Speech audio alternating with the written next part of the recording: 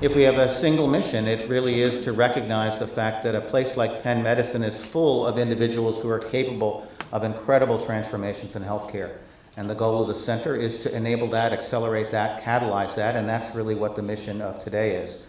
We've been on our own journey towards those goals. We've had several cycles of efforts to identify and enable the innovative passions within the staff and the faculty of Penn Medicine. Each year we've done it a little bit differently. The structure of the Innovation Accelerator Program this year was much more of a scaled and phased approach. We had over 95 applications from throughout the Penn Medicine community. We selected 8 teams because of the passion that they had, the promise, and the fact that they had an idea that was potentially transformative, that could improve health and healthcare for our patients and our community and actually be a beacon more nationally.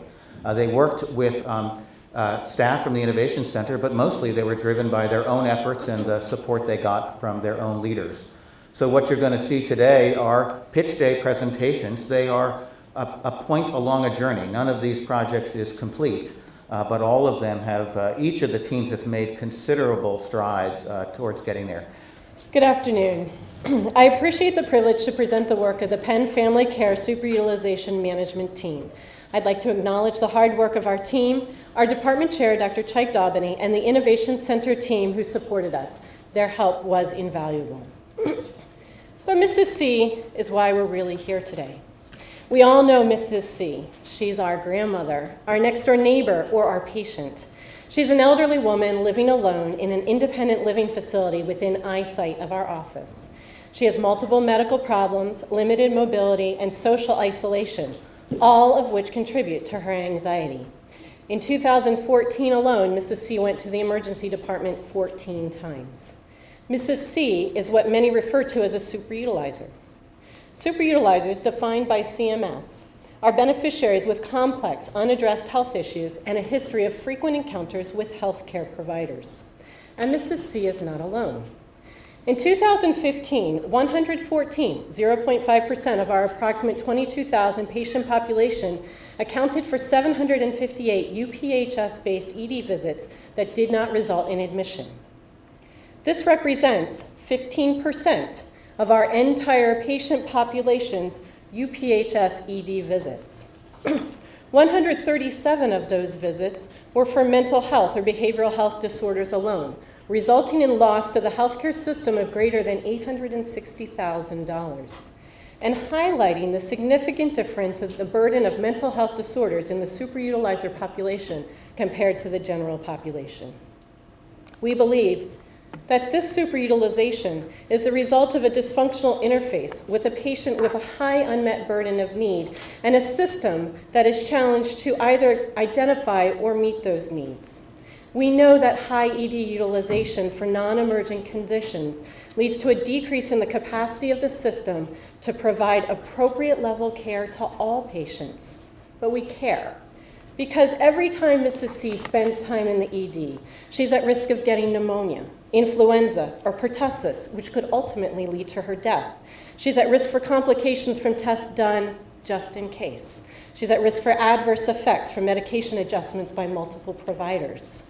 The ED provides high-quality care for life-threatening or emergent illness. As the need for emergent care decreases, the risk associated with that care increases. So by September of 2014, Mrs. C's PCP wanted to see this change and asked me to do home visits. But Mrs. C didn't want to lose the relationship with her primary care provider. So she and I developed a priority access service just for her. She was given the cell number of her PCP, and we alternated home visits and office-based visits. If she called her PCP, I got a text asking if I could go to see her at her home. And then we watched her utilization change. In 2015, she went 8 times. As it seemed that something was working, I got referrals from other providers who were responsible for similar patients. As Mrs. C became Mr. C, Mr. H, Miss E, Mr. W, etc., it was clear that adding them all to the home visit list was not the answer. So we started a priority access program run by the residents during their community medicine rotation. Patients were given a dedicated number to call with urgent concerns and weekly phone calls from us. Enrollment was by referral, and it quickly became apparent that we needed a structured, systematized approach to identify patients, their utilization patterns, and unmet needs. We didn't actually know how many or who would benefit from the program. At that time, we weren't even really sure how to identify who had the highest burden of unmet need, resulting in the greatest loss to the system. So we relied on retrospective reports that were 3 or 6 or even 12 months old. So with the support of the Innovation Accelerator Program, we were able to rapidly develop a management platform. Let me tell you, every time I see this, I get excited because it represents capacity. It's capacity to find a patient who needs help now, identify their needs, and respond. We have on average 270 to 294 patients on the platform at any one time. We have at times caught a patient while they're in the ER because they pop up while we're looking at the dashboard, and we're able to provide appropriate level care in the moment. Through this, we've learned that we can focus on the 3 main functions of care management: identify, enable, empower. Identify the patients, the needs, the interventions. Enable them to access care in the present by scheduling them appointments and providing weekly office-initiated calls. Empower them to regularly access and advocate for the health care they need by encouraging them to call us or text us when they have an urgent concern, and have them identify what needs they feel cause them to go to the ED. Over the past 2 months, we've begun to use the dashboard to identify patients with acute needs and enable them to access care.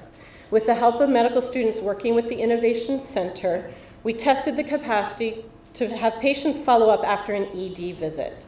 Of 21 patients identified, 71% were scheduled for follow-up and 61% came. We've also worked on empowerment, empowering patients through testing patient engagement and identification of drivers. Through care management phone calls, we found 60% of patients opt in to care management services.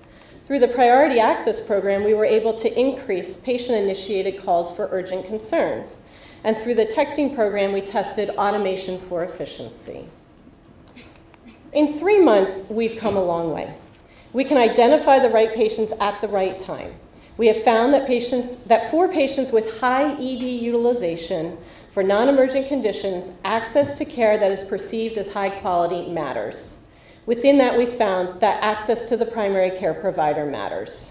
Of those patients who had priority access to their PCPs like Mrs. C, with us providing support collaboratively, we had an approximate 40% reduction in ED utilization. Additionally, we found that the perception of access to any care matters. At least 3 patients have noted that they didn't go to the ED because they knew they had an appointment scheduled within 24 hours. Finally, perceived value and consistency of that care also matters. As we look toward the future, we look back at Mrs. C. The efforts of her primary care provider and myself alone have not prevented recent hospitalizations. This highlights that we need a team to understand and care for Mrs. C and everyone else at risk for superutilization. Not everyone needs the same intervention. We envision a team designed to provide the care specific to the needs of the patient. This team represents our chance to expand evaluation and efficiency to an entire population Mrs. C represents. Over the next 6 months, our goal is to decrease ED utilization by 30%, increase office or home-based care by 75% while remaining cost neutral or decreasing cost. But this will determine the feasibility of a longer-term goal of decreasing utilization by 50% with cost savings of at least $500,000 annually. In closing, there are various models used to address superutilization. On a system level, the goal should be to identify patient utilization patterns and drivers and enroll them in whichever program best meets their specific needs in collaboration with a primary healthcare provider they trust. So my name is Rahul. I'm a second-year internal medicine resident here at Penn. Hi, I'm Michael McFall. I work with the hospitalist service. And we're here on behalf of the Bridge Project. Our goal, to link hospitalized patients to follow-up appointments. So let me start by telling you guys a little bit about why we chose this project to work on. For patients leaving the hospital, post-discharge follow-up appointments are a key component to getting them out of the hospital and keeping them out of the hospital. I've been on both the inpatient and the outpatient side of the story myself. As an inpatient, all the time, we say, you know what, we think Mr. Jones needs cardiology follow-up in 3 weeks. I call his office, they say, can Mr. Jones do next Tuesday at 4? Sure, why not? I booked the appointment on his behalf, and that's that. But then on the outpatient side, I've had plenty of visits scheduled to me as post-discharge checkups that they no-show. Somewhere along the road, we realized something doesn't quite match up, and we looked into it. We looked at 10,000 appointments at HUP on medical floors in the last year, and found that less than half of them were kept as scheduled. A full 28% of them no-showed or canceled the same day. Why does that matter? Obviously, it's bad for that patient who doesn't have a chance to be seen, but also for other patients, when you have 28% of your slots go unused in any given day for Penn providers. It's also bad for the healthcare system as a whole. Why? Missed opportunities. By our calculations, close to $1 million in reimbursement was lost in the fiscal year 2015 on medical floors alone across HUP's hospitals. More interestingly, literally in the last week, hot off the presses in JAMA Internal Medicine, 1,000 patients, including several patients at Penn, were studied, and they found that for preventable 30-day readmissions, those patients had nearly 3 times the odds of having missed a discharge appointment from their index hospitalization. Clearly, we can do better, and that's what we chose to work on. We cycled through several pilots initially, trying to validate our initial assumptions. Our first assumption, the one that I was sure was going to be correct, was that patients don't show up because they have no skin in the game. They didn't book the appointment. They have no reason to show up. So we actually talked to a bunch of patients and found that that's not the case. Many of them actually preferred to have their doctors book the appointments for them. They just forgot about the appointment entirely. So then with our second pilot, we thought, well, maybe the reminder systems that we use are bad. Maybe they're getting automated phone calls sent to a number that was disconnected 4 years ago. We actually tried those numbers and found that, by and large, they're correct. The phone reminders could be improved. We found that for a lot of patients, a 72-hour phone call wasn't enough for them to book Logisticare or get their family members to arrange transportation to the appointment. But overall, this assumption was false as well.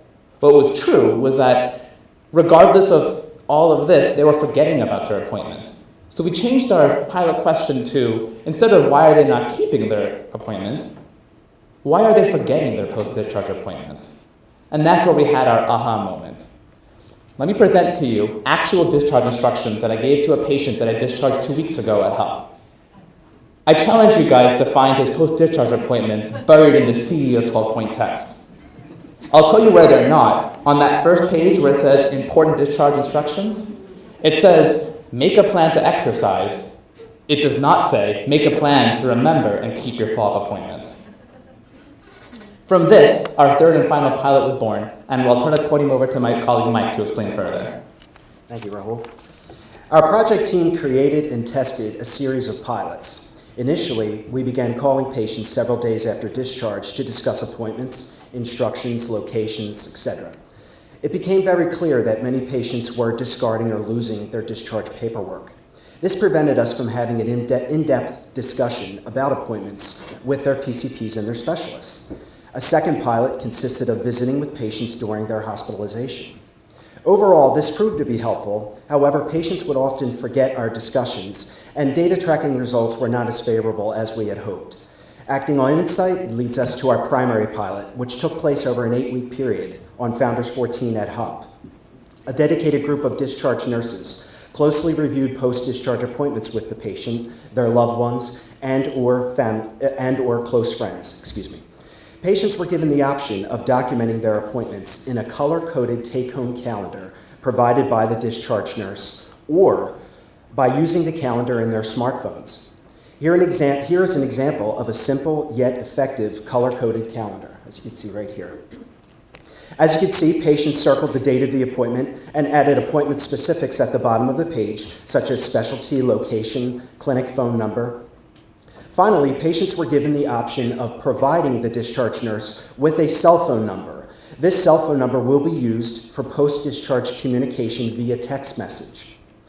So what were our results?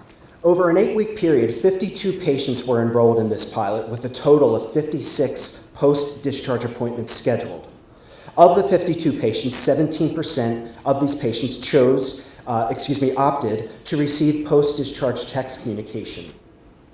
Of the patients enrolled, appointment compliance was 80%, compared to 43% on our parallel floor. So almost nearly double patients who were enrolled in our pilot. Patients who opted to receive post-discharge text messages had an overall 100% compliance rate with their appointments. So a great example of a target patient I would like to point out, we had a gentleman who was status post right femur fracture repair. He also had active MRSA. The patient was provided with a color-coded calendar, and he opted to receive post-discharge text communication as well. The patient had no support, no friends or family in the area. The patient was scheduled with infectious disease and orthopedic surgery post-discharge. After discharge, the patient informed us via text message that he had no transportation and was unable to get to any of his appointments. Our project team managed to set up transportation to and from his appointments, and we are happy to say that he made both appointments and is now receiving the post-discharge care that he should get. So what did we take away from this pilot? It is basically simple. It is taking a personalized approach to communicating and documenting follow-up appointments both at and after discharge. Greatly improves overall compliance. Thank you, Mike. So on a broader level, why this matters. He kind of touched on this already. In the interest of time, I won't go into this much more, but we're talking increased savings, healthier, more engaged patients, and potentially a lower rate of preventable readmissions. More importantly for us, if you look at the ROI, between this Mike, the other Mike, and our 2 discharge nurses, we came up to about 20 hours a week between 4 people to make this a reality. All we needed, paper, printer, pens, and a phone. Not too bad considering how important of an issue this is. So, in conclusion, we'll kind of talk about our next steps. If you forgive my cheesy animation here, how do we continue to move the needle on post-discharge appointment attendance? Step 1, of course, is to expand our pilot to other medical floors. We're thinking potentially 2 or 3 other medical floors at HUP in the next 6 months. Step 2, though, we would love for this to be part of a comprehensive package to get patients to their appointments. The reminders, I'd love for them to have an N of 1. What do I mean by that? Not every patient is the same. Some may say, the phone call's fine. Some may say, you know what, text me. Some may say, email me. Some may say, don't talk to me. Send a reminder to my son who'll be getting me to my appointment. And lastly, I would love to blow up this idea of reminders and turn it into an engaging conversation. As Mike pointed out, of our 11 patients that had the actual texting conversation back and forth, 100% of them made their appointments with our help. That would be a great direction for us to move forward in. We're a young project. We have a lot of room ahead of us and a lot of room to grow. And regardless of what steps we end up taking, our goal is to create, as our project title alludes to, a bridge. A comprehensive bridge between inpatient and outpatient. A bridge that will keep our patients out of the hospital, keep satisfaction at an all-time high, and keep us, Penn, at the forefront of patient-centered care. Good afternoon. My name is Susan Kristianek. I'm the Associate Director of Palliative Care for the University of Pennsylvania Health System. And I'd like to acknowledge our interprofessional team listed on this slide, as I have the privilege to present our Innovators Project, our directives at Penn Medicine. The opportunity to create, share, and maintain your advanced directive anywhere, anytime, and with anyone. So whether a chronic progressive illness or an unexpected catastrophic event, we have all personally or professionally experienced a situation that leaves someone able to discern what he or she would want for themselves. And with no advance directive and no conversations with loved ones available, it's difficult to be prepared for this moment. While research supports that 80% of Americans would prefer to die at home, only 20% get to fulfill that wish. And 60% of those remaining die in the hospital, with 1/3 of that group in critical care utilization in their final days. This type of reactionary care without direction is laden with distress and anxiety, and often results in care contrary to what the patient may have wanted. This care is also extremely high in cost, We know that in fact 20% of the Medicare expenditures are incurred in the last year of life, which nationally accounts for this very large number, $124 billion annually. This heavy burden borne both by the family and other stakeholders results from care that even care providers sometimes consider futile. Care of the patient may never have wanted to begin with. So we believe that by improving care preference capture, by improving information retrieval across transitions of care, and aligning care delivery efficiently, we would create opportunities to decrease this spending.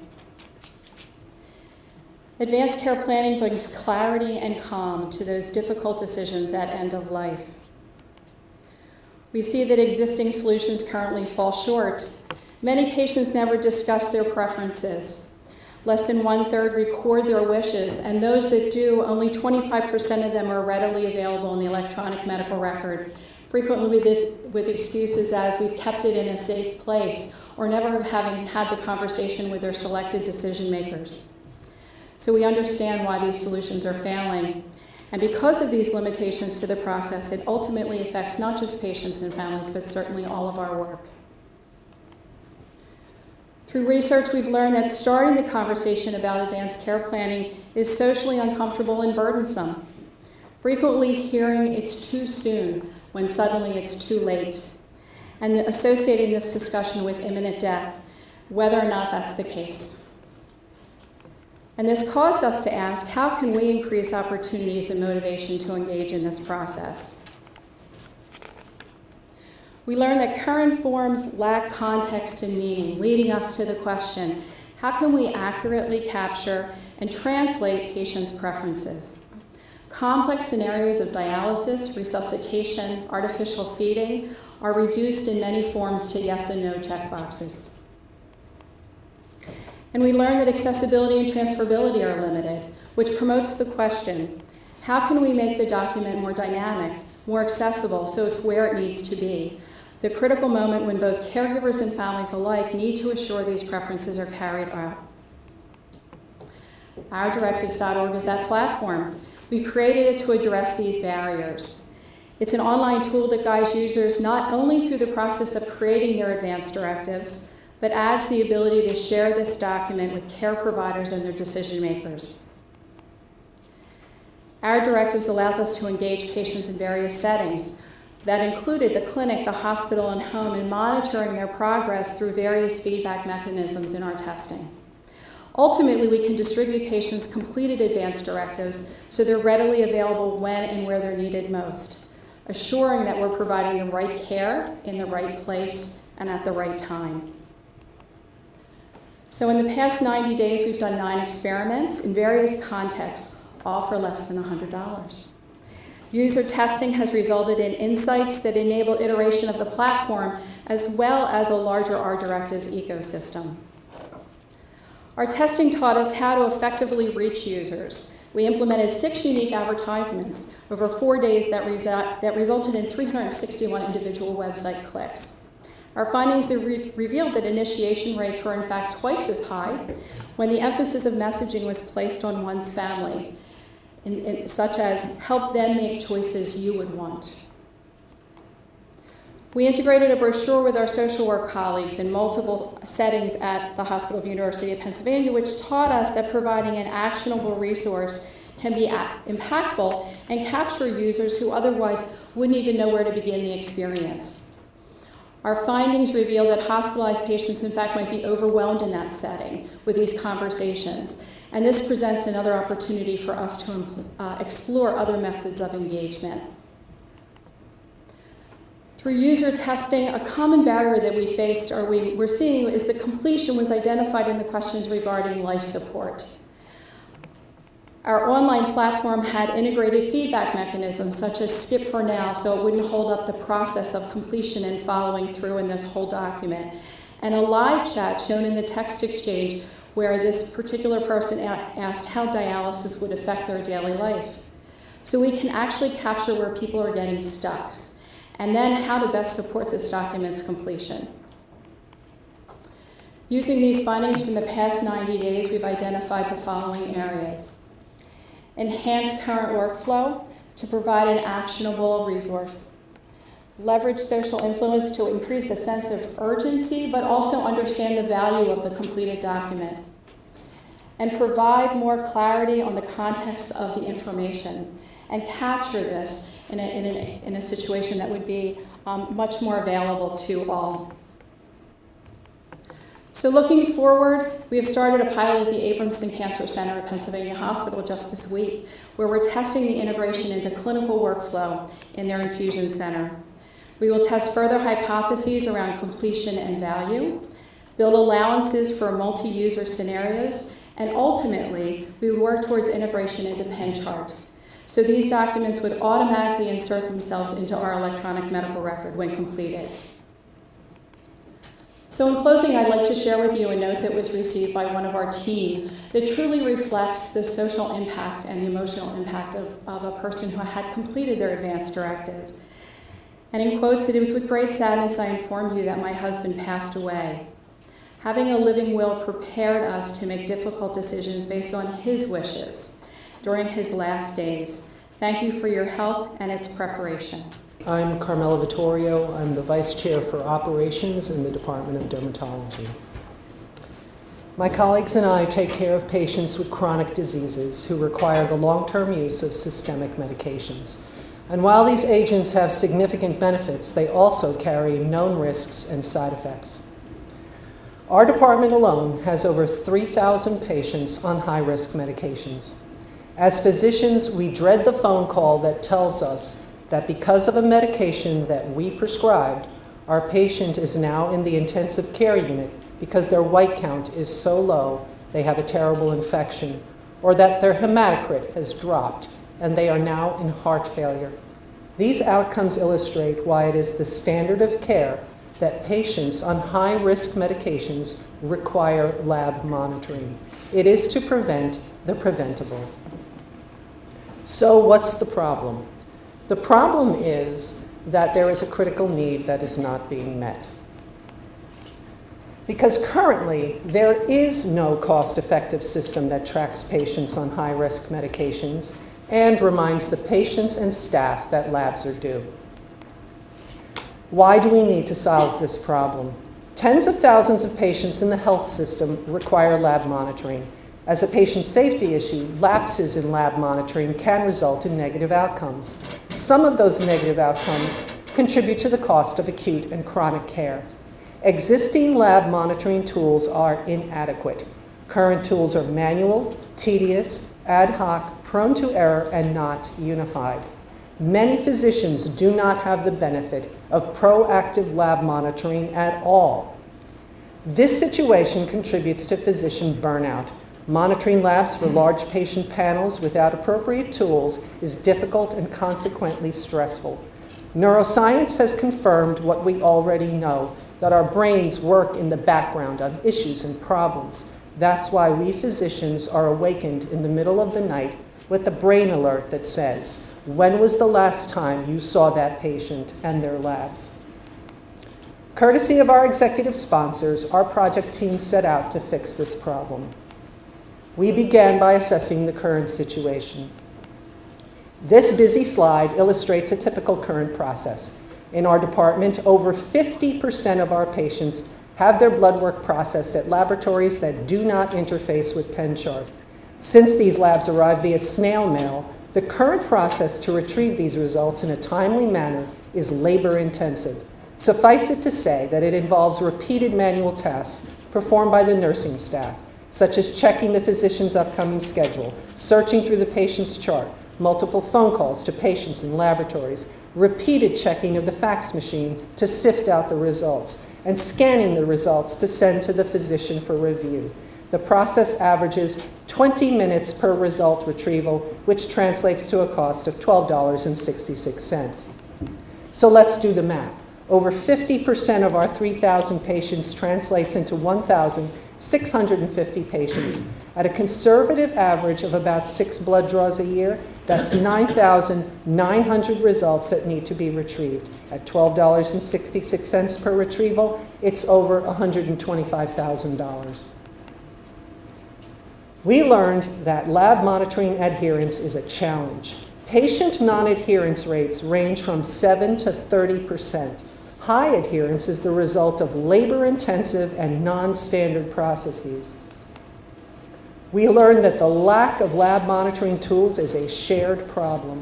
We conducted interviews with multiple individuals in 3 UPHS divisions and found that each of them struggles with lab monitoring. In an attempt to better control the situation, physicians resort to costly and error-prone workarounds, such as scheduling more frequent follow-up visits at the same interval as the labs are due to increase the likelihood that they get done. We discovered that patients fall off the grid. The rate at which patients self-discontinue their medications is as high as 30%. Months can go by before the physician is even made aware of the situation. If the patient's disease flares because they're off of their medication, the treatment may now be costly. How can we fix this? This is what works. It's called high RPM, which stands for High Risk Patient Monitoring. High RPM is a software solution that automatically tracks patients on high-risk medications and automatically communicates with physicians, staff, patients, and laboratories. We learned that the high RPM process works. We conducted a simulated back-end pilot to mimic the high RPM system and tracked 6 patients who were scheduled to complete 12 blood draws. Patient reminders to have their labs done, which the patients were glad to receive, resulted in 100% adherence. We developed a process to directly and automatically convert incoming faxes to PDFs and send them to the care teams. We learned that we have a promising prototype. We went through several iterations because it was imperative to develop a prototype that the end user found intuitive, useful, and efficient. What would change with high RPM? Remember this? It's the before. With high RPM, here is the after. Now, the manual task is that the nurse logs onto high RPM and quickly sees the monitoring status in real time for a complete, organized list of patients. High RPM does the rest. High RPM sends the patient a reminder. When the patient has their blood drawn, they directly tell high RPM. High RPM then requests the results. When the fax of the results comes in, it's automatically converted to a PDF that is automatically sent to the care team for that patient. A 20-minute process now takes about 2 minutes. Let's do the math again. A 20-minute process is down to 2 minutes. That's a 90% savings in time. $125,000 now comes down to about $12,000 a year for the same number of patients. And the bonus is that the time and cost savings can now be applied to proactively tracking all 3,000 patients. With high RPM, we will be able to manage, track, and remind.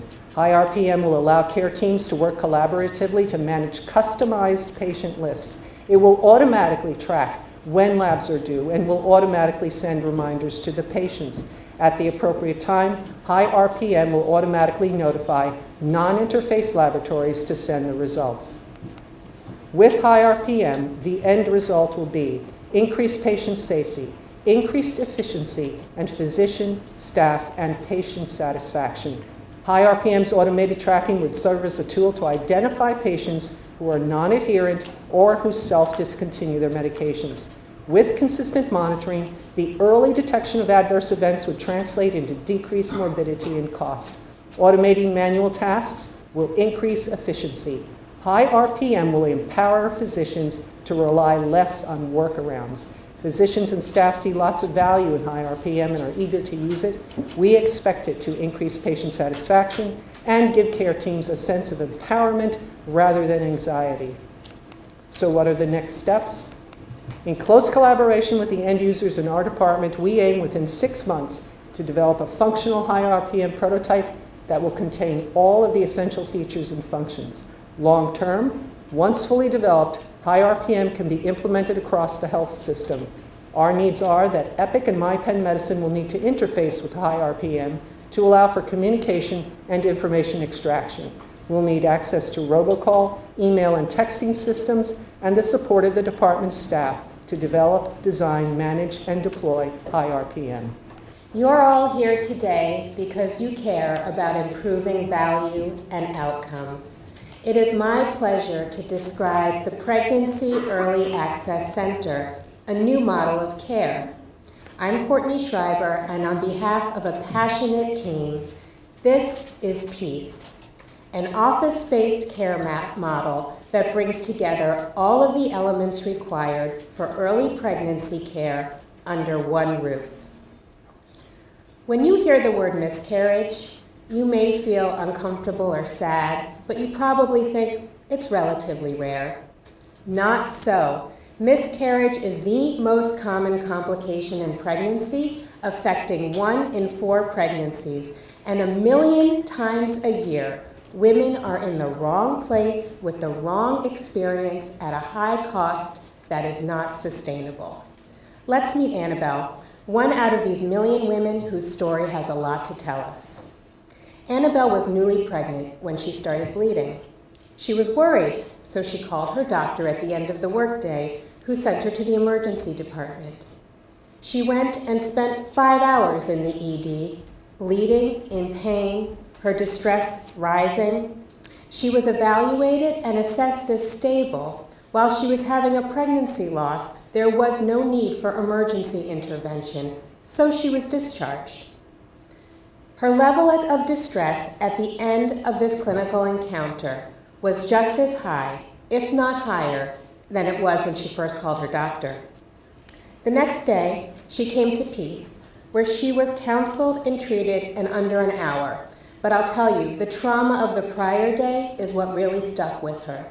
It stuck with us as well, and it motivated us to find a solution. Annabelle's story represents the traditional miscarriage care model in the United States. We see it all the time. 3,000 times a year in our Philadelphia health system, women are suffering from fragmented care. Think about it. Prenatal care doesn't even start until the second part of the first trimester. When these events have already occurred, it's simply too late. Because there is no medical home for early pregnancy, women are sent to the ED. In fact, women can see as many as 5 provider types during the diagnosis and management of one miscarriage. They'll see primary care doctors, radiologists, emergency physicians, OBGYNs, operating room staff. All of this takes a lot of time and is very confusing. It's time for a paradigm shift in obstetric care. Imagine if we could get rid of the multiple touch points, get rid of the waiting, and get rid of the confusion. Imagine one care team, one care process, in one location. This is the model of PEACE. PEACE works for patients, and it works for providers. In partnership with the emergency department just under 2 years ago, we opened our clinic to limited walk-in hours. The ED and other providers were delighted to see us fill this gap in care, and we saw a volume increase of 25% in 1 year with no advertising and even with capacity restraints. 30% of this volume was brand new to Penn Medicine. We did our homework. We asked patients and providers what they saw as opportunities for improving care. Patients appreciate the streamlined care, and providers asked us, why is this care so rarely available? That's a valid question. There's a body of literature dating back for 15 years showing that office-based miscarriage care is better both clinically and financially. Why is there no national prototype? What are the barriers? If it were easy, someone else would have already done this by now. We spent the 90-day accelerator program learning how to implement and scale our model. If you ask a provider why it is that they directed somebody to the ED, she might say, well, we couldn't fit her in, and maybe she needed critical care. How was I to know? Our first focus was to learn if we can distinguish which women need emergency care from those who are appropriate for outpatient care. Our second was to learn, is it possible to catch women before they're shuttled around to different provider types and before the emergencies are created? Finally, we had to learn how big is this opportunity? Is there sufficient volume to make an investment in scaling this model? We ran 8 pilots in 90 days to answer these 3 key questions. First, we developed an algorithm through a series of iterative tests that ended with a beautifully simple 6-question tool that enables us to safely shift over 50% of the volume to peace. Second, we tested our tool in a variety of settings, and we learned that it can be used both in person and over the phone. We built a website, and we found that we can reach patients directly online before they start to wonder and worry and wind up in the ED.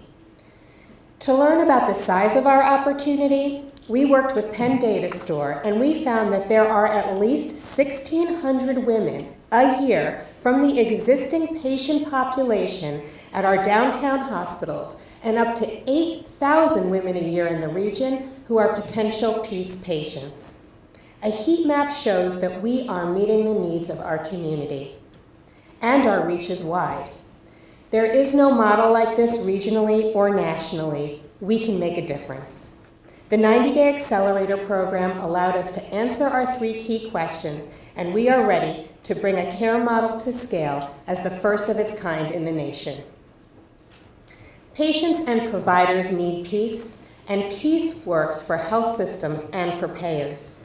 This is better value care. We estimate saving at least $500 per case. We're saving OR and emergency department personnel time. We're saving procedure room time. We're saving a lot of patient time. This is better access and higher quality care. With same-day, walk-in, and after-hours services, less searching around for the right care. You know that expert care reduces variability. This is a one-stop shop care model. From confusion to simplicity. From fragmented care and overutilization of expensive resources to streamlined expert care, our vision is high quality, accessible, and cost efficient. Penn Medicine has a clear leadership opportunity. We know how to provide the care, and now we've learned how to guide the right patient to the right care at the right time. But we are constrained by staff and space. For Annabelle and women like her across the nation, let's capture the promise of peace. So, good afternoon, everyone. My name is Mark Arroyo. I'm an anesthesiologist within the Department of Anesthesiology and Critical Care. And I'd like to introduce our vision toward a virtual preoperative anesthesia clinic that we're calling Pre-Op Plus. I want to begin by asking each of you to think back to any experience either you yourself or a loved one has had with facing the prospect of heading to the operating room, and all the time, the visits, the travel, the stress that came along with that.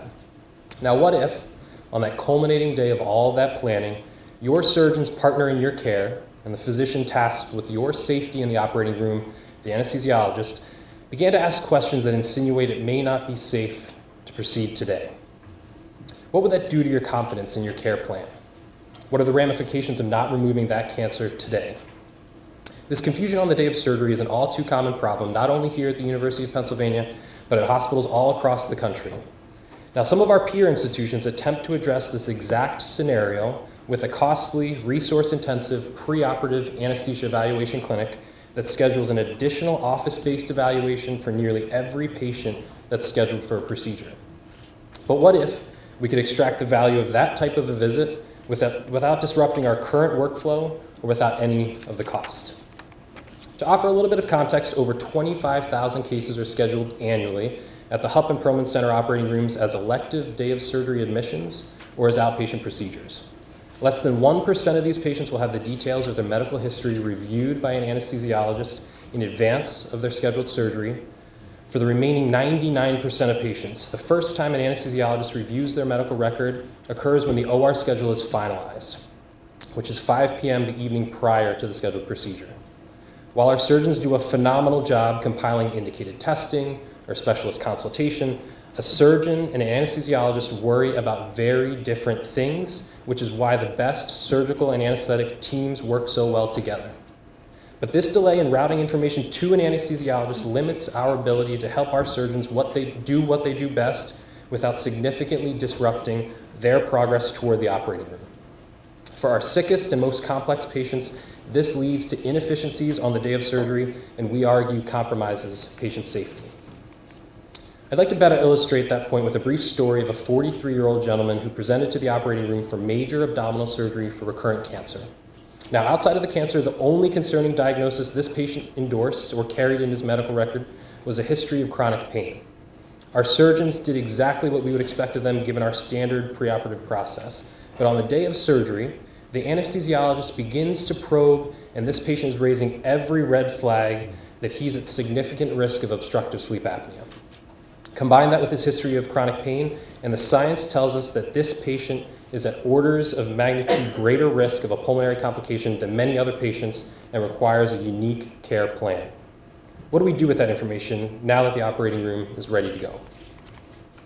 What we're talking about here is giving our anesthesiologists the opportunity to contribute their expertise in the preoperative preparation of the patients they are asked to keep safe in the operating room and beyond. Because our current system fails to consistently capture information in the medical record relevant to the anesthesiologist at no fault at all to our surgical colleagues, too much is left to be clarified on the day of surgery.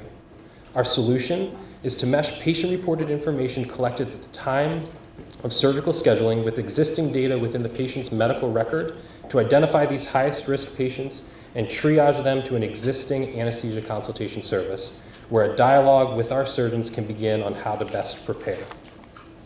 To narrow our focus on how to identify these highest risk patients, we initially targeted non-inpatient day of surgery cancellations as a population emblematic of a failure of our current preoperative evaluation process.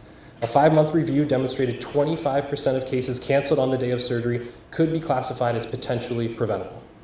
Thematically, drivers of a cancellation or a significant delay were unanticipated advanced cardiopulmonary disease, a history of an implanted cardiac device, a history of a quote-unquote difficult airway, and long-standing chronic pain. Using that information, we devised a patient-centered preoperative assessment tool to be completed in the surgeon's office at the time the patient is scheduled for their procedure that gets at critical information an anesthesiologist would want to know. The burden of the tool to the patient is no more than 4 minutes and does not require any guidance from a clinician. The goal here is to raise the floor in terms of relevant information available in the medical record for all patients presenting to the operating room and to catch the highest risk patients the moment we know that they're coming. To date, we've tested this tool in 2 surgical clinics with 27 patients screened. 22% of these patients had a history of significant cardiopulmonary disease along the lines of a recent heart attack or a lung resection that would have warranted additional clarification on the day of surgery, essentially leaving decisions about how to care for and monitor these patients in the operating room until mere minutes before their scheduled procedure. With this tool, that guesswork disappears. 67% screened at intermediate or high risk of sleep apnea, a diagnosis that significantly increases their risk of an adverse event in the perioperative period. And only 1 of them carried that diagnosis in their medical record. We believe this is easily obtainable, highly relevant information that will benefit the care of all of our patients, and we've shown we can extract it without placing any additional burden on our surgical colleagues. When you scope this problem, we can talk about delays, cancellations, and the human cost. Depending on the accounting, each minute of fully staffed but unutilized operating room time averages approximately 12 to 30 minutes. In shifting the anesthesiologist involvement upstream for the most complex patients, we move the work to a much less costly point in time than the day of surgery. In my experience, this type of delay that this tool is getting at can easily prevent delays that exceed 30 minutes. If we say 3% of the 25,000 elective anesthetics at HUP and Perlman Center are met by this kind of a delay, those 750 cases cost the health system over $250,000 each year in inefficiencies. Our estimates suggest nearly 2 cases per week are canceled due to preventable reasons, meaning this same intervention could save approximately 100 patients and their families each year a potentially negative experience with our health system. And most importantly, with this tool, we avoid the immeasurable cost of potentially harming our patients. Our vision is to virtually push the pre-op clinic to the patient. We know that getting this information early is critical, but doing it at low cost is just as important. When we began this journey, we reached out to some colleagues at Brigham and Women's Hospital who have a model pre-op clinic. And they told us that if we could create a virtual clinic, they'd replicate it there. We think we're on the path to that virtual clinic and know our surgeons and anesthesiologists will provide higher value care when we get there. Okay, Engage Recovery at Penn. A patient engagement solution that coaches patients through surgical preparation and surgical recovery. I'm John Regan, a nurse in the quality department at Pennsylvania Hospital. We found that colorectal readmission rates, when benchmarked against our national surgical quality improvement program peers, has significant opportunity for improvement. We see from the literature review that 13% to 20% of patients are readmitted to the hospital after a colorectal procedure. That's upwards of 1 in 5 patients.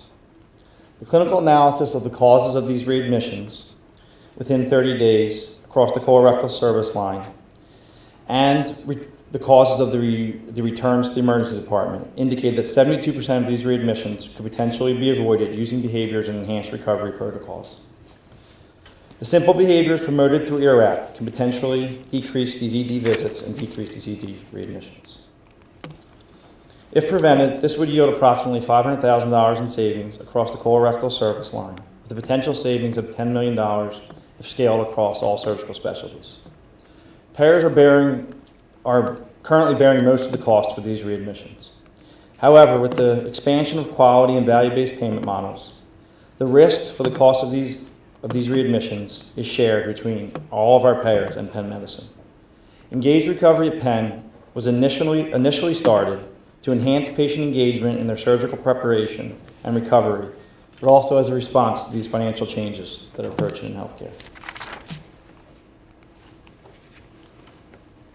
Hi, I'm Stephanie Diem. I'm also a nurse in quality, specifically surgical quality. And I read those patient stories that lead to the outcomes. So when my husband was told he needed open heart surgery, I knew his story had to have a good outcome. We went to the physician's office and he was given papers and tasks and information. And then he was told that the surgery carried a 2% mortality rate. Well, everything else didn't matter anymore and he was pretty well shut down. So I knew that I really had to help him through this very complex period. I gave him checklists, big paper checklists. I coached him through the preoperative and postoperative period. And when I wasn't with him, I sent him text message reminders. Things like, don't forget to go out for a walk today. Well, soon he was really making a lot of progress, and he would text me back before I got to him saying, guess what, I went for a walk today. And I'm happy to report that in less than 2 months, he was a member of the Penn Medicine Heart Walk team. So, not every patient has a nurse at home. Not every patient has someone who can coach them through this. So we started thinking, how about a virtual coach? Doesn't every patient at Penn Medicine deserve a virtual coach? Can we scale this? My husband became the first Engage Recovery at Penn patient. Hi, my name's Alan Barr. I'm a general surgeon at Pennsylvania Hospital. Just want to explain a little about the whole process, which is ERAS, Enhanced Recovery After Surgery, which is a process to standardize surgical care based on best practices. The goal is to increase quality at the same time as lowering costs. Reports from Great Britain, where ERAS started, and many institutions around the United States shows that ERAS does work. However, in talking to our enrolled ERAP patients, several of whom came from my practice, and more important, listening to their stories and listening to their suggestions, we learned that there were gaps in the process and gaps that Penn Medicine needed to address. As Dr. Barr said, the foundation of the behaviors that are encouraged through our ERAP platform are rooted in enhanced recovery protocols. However, traditional enhanced recovery protocols end when the patient is discharged from the hospital. This creates a critical gap for our patients. Patients preoperatively and postoperatively, when they're discharged from the hospital, provided reams of paperwork. Paper that's not easily to understand, it's not easily to discern, and often the verbal and printed instructions are often completely lost on our patients. Consequently, patient compliance with these critical behaviors is often poor. Engage Recovery Penn takes care outside the 4 walls of the hospital and helps bridge this critical gap when patients transition to their home. We began our pilot with just a simple clinical text messaging with important behaviors during that critical gap period for pre and post-op care. Patients reported that it was very helpful for things like forgetfulness. Our patient Mary said, oh, thank you for sending me that reminder about the spirometer. I forgot to get that out of the bag. They also said it really helped decrease their anxiety. Diane said that she was very reassuring to get the text messages. But as we spoke with the patients, we realized they really needed more. They wanted to know what to expect, and they wanted a checklist so they could organize their day. They wanted answers to their questions, and they wanted educational resources. They wanted feedback. They wanted to know how they were doing. And they also wanted to be able to connect quickly with the care team in case of an emergency. So we moved forward and went to the second portion of our pilot, and we leveraged the Way to Health platform, which is an interactive platform that Penn has to interact with patients at home. We automated all the texting and sent the patients daily what to expect lists, and we also sent them checklists, and they were able to give us feedback on these checklists. We created a website with educational resources for the patients, frequently asked questions, and a quick link to My Penn Medicine. This website, all these changes gave us very, very positive feedback. Our patient Claire reported that she was really having a dilemma with her drains, her post-op surgical drains, and when she used the video that we supplied her with as far as caring for these drains, it got her out of her dilemma. We also had a young man named Chris that said, when you sent me that text message about eating meals in the chair, I never really thought about that before, but I challenged myself, and I made myself sit up more. And on post-op day 16, Chris was walking 3 miles a day. 2/3 of our 18 patients that we've enrolled so far have reported that an ERAP component initiated a behavior that helped them stay on track. We started with patients in the colorectal surgery because they're the leaders of enhanced recovery here at Penn Medicine. We initially enrolled inpatients at Pennsylvania Hospital, and now we've successfully enrolled colorectal patients at HUP and Penn Presbyterian Hospital. We've expanded the ERAP platform to include patients in general surgery and plastic surgery, and now we have interest from our orthopedic surgeons, our oncologic surgeons, and our bariatric group. We've also expanded the education portion of the website on the ERAP platform to include not only patients who are admitted for procedures, but also patients who go home after surgery. So we have promising results, but we must continue to learn, improve, and evaluate our solution. In the next 6 months, we want to increase the number of patients enrolled in the ERAP platform and engage more surgical specialties. Larger numbers and more diversity will help us understand the impact of ERAP and how to personalize the care within ERAP to maximize the benefit for each of our patients. We will conduct robust evaluation using patient interviews, patient-reported outcomes, and measure the quality indicators that we discussed, our readmission rates, our ED return rates, and our surgical complication rates. We believe over the next 6 months, we can change the behavior for 2/3 of our patients for the better and see a significant improvement in our surgical quality and improvement in our surgical outcomes. We have an ERAP platform that lets us listen to our patients and continuously improve. Let's seize that opportunity and build on this success. We're going to begin with a story. And this is a story that we as medical professionals joined too late. We joined at the end of a long process that results in a disease. And this is the story of Mr. Jones losing his vision. Our involvement began when we were consulted to see a patient with a red eye emergently. So when I walked into the room, I knew right away. The recognition was immediate, except it wasn't about his exam, it was about the feelings in the room. When I examined him, I found that his red eye was, in fact, the end of diabetic retinopathy, a long pathway of microvascular disease which resulted for him in a red eye, which brought him to the office. However, this also resulted the very same day that I met Mr. Jones was the same day that he had emergency laser and emergency surgery the next day, and despite all of those interventions, he still lost his sight. That is diabetic retinopathy presenting at its end stage, as it often does. What you need to know about diabetic eye disease is that it has a long latency, and that predisposes to denial. The point is that what we want to do is intervene between denial and despair. And we want to have our imaging program become right in the center there. So the problem is that diabetes remains one of the leading causes of vision loss. In fact, it is the most common cause of vision loss for people between age 20 and age 70. Despite that, 90% of those patients could have avoided vision loss with proper screening. The problem is, in fact, more complex. The disease itself we discussed, but late treatment is costly. In addition, the government and regulatory agencies recognize themselves that their screening is valuable, and there are penalties and incentives associated with screening for diabetics.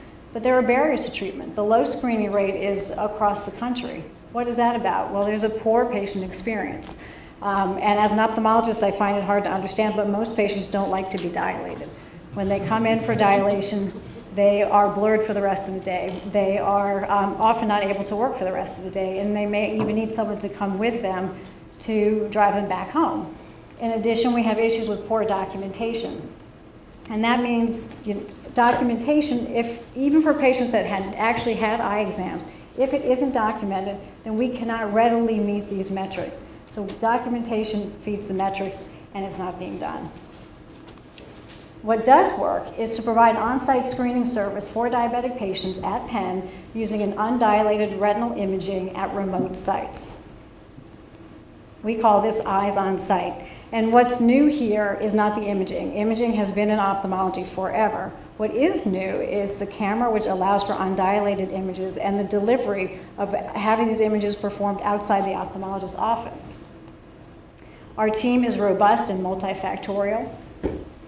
And what we learned? Well, we learned many things, as you'll see, but the most important thing is that the real innovation is not actually about the technology. The technology enabled it.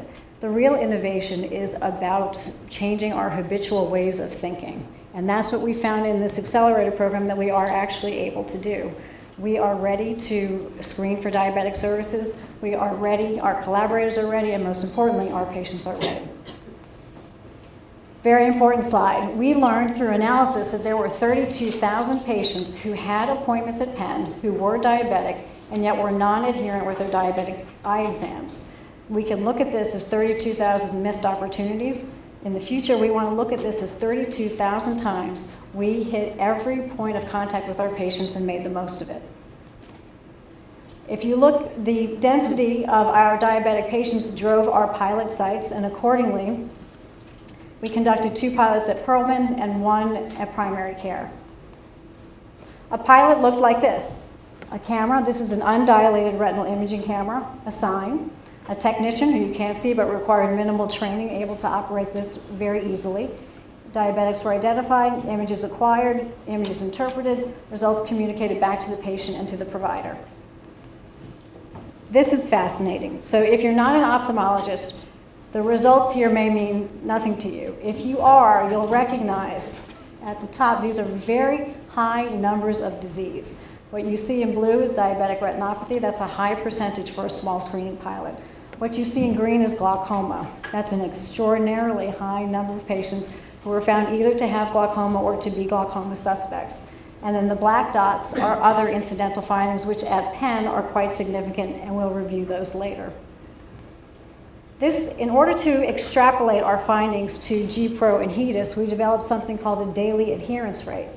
And that means we assessed the compliant rate, the adherence rate of the patients that morning when they came in. We looked at the clinic schedule, 22% compliance when you start. By the end of the day, with 1 day of screening, 81% compliance. So why not 100%? Excellent question. And that's because some of the images are not interpretable, but that's okay too, because uninterpretable images are also associated with disease. So those patients need to be seen anyway. They could even be considered positives. What we learned is that cost avoidance far exceeds the operational cost of this program. And if you look at the graph here, what you'll see, the cost of screening, but with telemedicine, the cost of the exam, and then DME is diabetic macular edema, which is one of the first visually significant complications of diabetes. And it jumps immediately. The price goes to $4,000 a year for 1 eye, 1 patient. If you allow that patient to progress to proliferative retinopathy, as Mr. Jones did, then the cost will jump to $16,000 a year. If you think back to those 32,000 patients that we failed to screen, and if you say we will screen 10% of them, and if we prevent those patients from developing diabetic macular edema, we can save $1 million in just 1 year. That's about $20,000 a week for operational costs. If you think about it on an institutional level, G-Pro and HEDIS are easily worth $1 million a year. That's, it could be even quite more significant than that if you think about the incentive payments that are foregone and the penalties that will be incurred if we fail to meet these metrics. Regardless, that drives reputation and ranking, which is fundamental to the institution. So in summary, we did learn that we can capture these images, we can get high quality images, we can interpret, we can diagnose retinopathy outside the ophthalmologist's office, we can communicate with our patients and providers, and we can document this in our EMR. So who will we best serve and where will we best serve them? We propose 2 locations, 1 permanent site, and 1 rotating schedule where we can provide block time for diabetic patients. And the camera itself is mobile, so we can go to different sites. Now I need to take a moment to talk about all of those incidentals and those very high numbers of patients with glaucoma. And I'm going to start first by talking about this patient, who's a patient I met in my own clinic, came to me with her son and an electric bill. And her son says, the lights are on 24 hours a day. Why is that? Why is there not enough light? And the answer is because her optic nerve has been consumed by glaucoma. Well, 20 years ago, her optic nerve probably looked like that healthy optic nerve over there. But more importantly, 5 years ago, her optic nerve may have looked like this patient who we met at a primary care screening. Glaucoma was responsible for 37% of those incidental findings. Many of them were UPHS employees. Bringing this to scale will require many steps, as you see listed here. We won't go through all of them. Very importantly, we'll need IT support, and we'll need to remove any disincentives for patients to sit down and have this screening. Now, it is most important to our program and our team to emphasize that we are in a unique position to provide value, and this is why. We have a common EMR, and that means we can communicate well. We have a common faculty. These images, all that you see here, brought us together. We have common facilities. These patients were already on site, and let me introduce you to our asymptomatic patients who sat for our screening. This is a patient who has a presumed ocular tumor or transplant retinopathy. This is a patient who has advancing sight-threatening retinopathy who tells me everything is fine. This patient has a retinal degeneration maintaining a small island of 20/20 vision, all just walking around PCAM. And I reserve this patient because he's my most important. His image shows you 2 things. The reflective quality right around the nerve shows me that he's young. Young retinas shine. These little dots over here, these show me that he has significant disease and he is perhaps microns away from diabetic macular edema and losing his vision by the time he is 40. This is the patient. These are all the patients that we want to help. So yes, we are uniquely positioned to provide value. We know that we can interrupt the course of a devastating disease, and we know that we can do it right here at Penn.